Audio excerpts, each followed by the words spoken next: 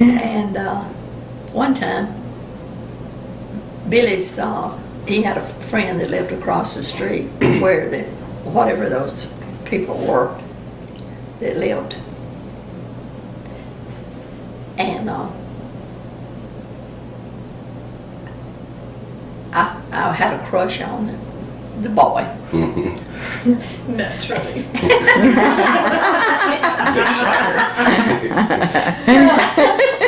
Big shocker. I had a little tea party and invited him.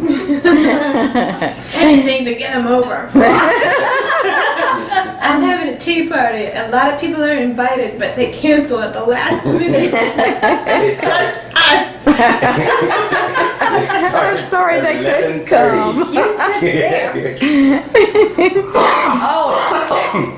Oh, talking about that. Okay. I had one of my birthday parties. They all canceled.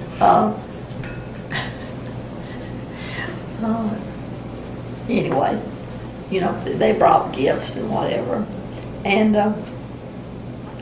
my friend Francis, her brother, his mother, and I don't know why she did it, but anyway, she bought a pair of panties for me for both.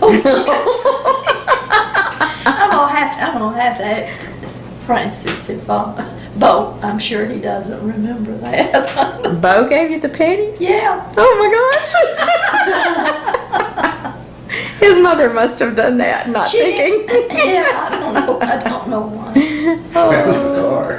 yes, it is. That's a little personal. Yeah. And by the way, Brendan, here's some boxers. Oh, thank you.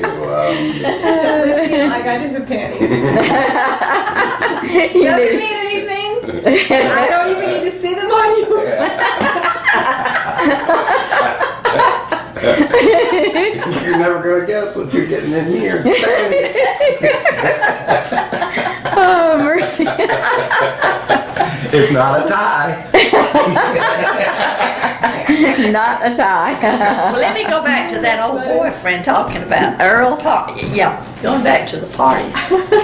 That's bizarre. I had a birthday party, and so I must have probably been about 16. And Mama and a friend of hers had kind of planned it. It was kind of supposed to have been a surprise for me. But anyway, Earl didn't get to come. He was sick.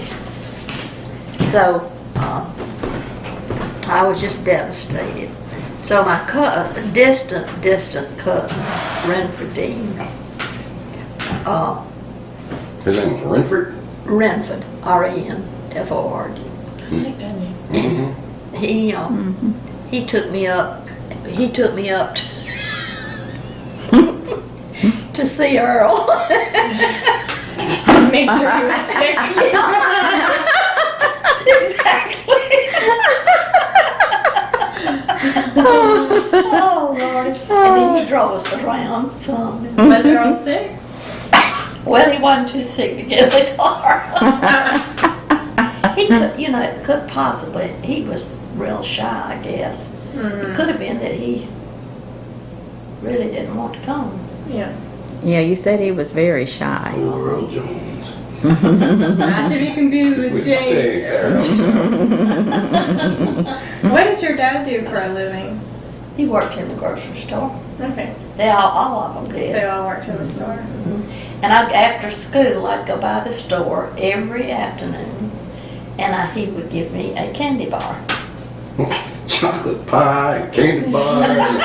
It was probably a Hershey's candy bar, wasn't Yeah, it? it was. Yeah, I was thinking you said sometimes you get a whole box of Hershey's candy bars, didn't you?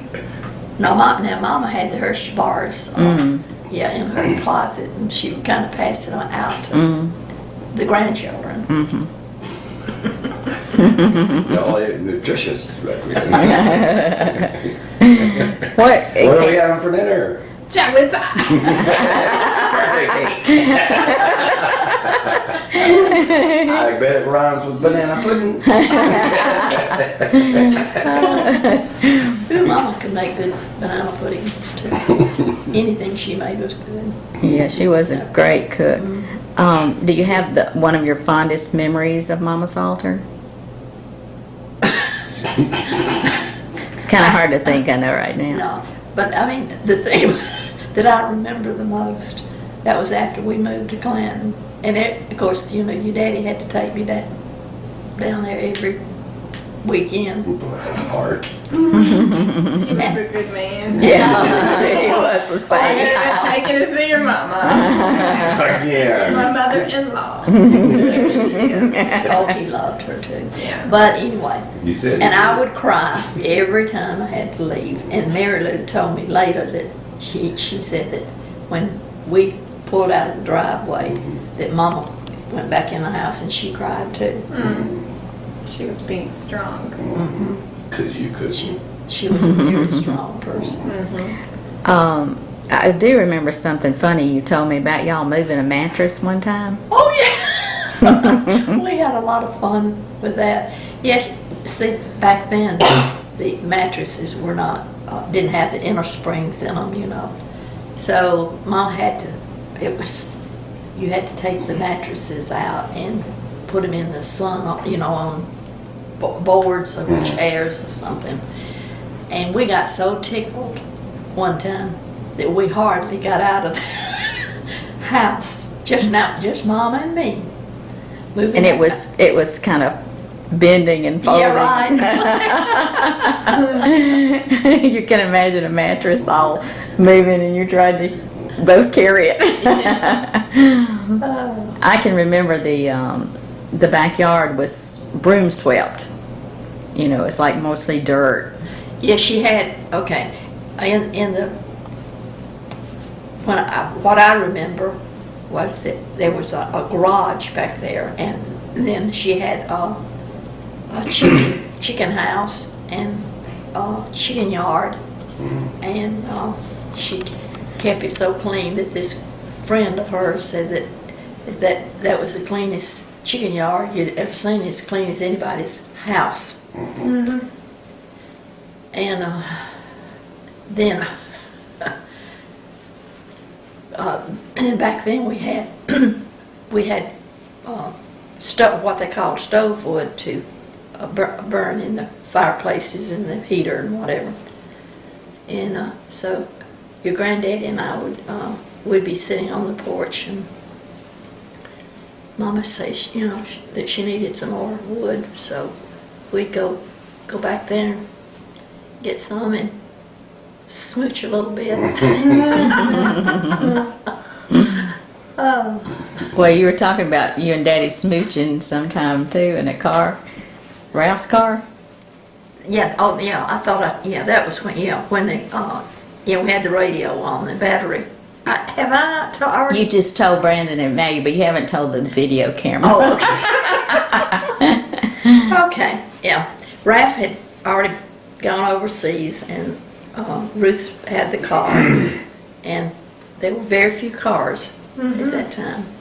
So she was very nice and would let us have the car, and we got out and go, and we'd go up